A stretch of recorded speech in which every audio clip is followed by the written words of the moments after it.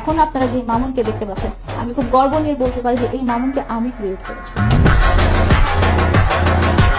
মামুনের সোশ্যাল মিডিয়াতে তার পেজ ভালো একটা ছিল, কিন্তু সেটা এই স্টেজে ছিল না। সেটা যে স্টেজে ছিল সেটা সবাই জানে। রাস্তাঘাটে মার খাইতো, কোন জায়গায় মার খাইতো না, রাস্তাঘাটে গিয়ে ও বলে তো যে লাইলার জন্য সম্মানহানি হয়েছে। ওই সম্মানটা কোথায় ছিল?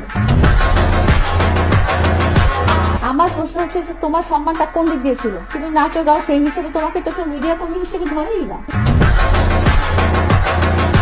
তুমি মিডিয়া কর্মী না, তুমি লাইকিতে নাচো গাও সেই হিসেবে তুমি যখনই রাস্তায় বের হও তোমার লোকের পিটাইতে আসে, তোমার দেখতে আসে যে তোমার এই অদ্ভুত চুলের কালার, অদ্ভুত ছিঁড়া প্যান্ট, অদ্ভুত স্টাইলিং এর এসব মানুষ যখন চিড়িয়াখানায় চিড়িয়া দেখতে আসে সেভাবেও তোমাকে দেখতে আসে। এটাকে তুমি যদি বলো যে সম্মান, তাহলে আমার সম্মানের সংজ্ঞাটাই তাহলে ভুল। সম্মান চলে যেতে হলে আগে তো সম্মান থাকতে হবে। তোমাকে সামনাসামনি বন্ধু একটা সেলফি ওই বানরের সাথে যে একটা সেলফি তুলে মানুষজন চিড়িয়াখানা তুলেন না আপনারা, ওইটাও কিন্তু তুলে, তাহলে কি বানরের একটা সম্মান হয়ে গেল?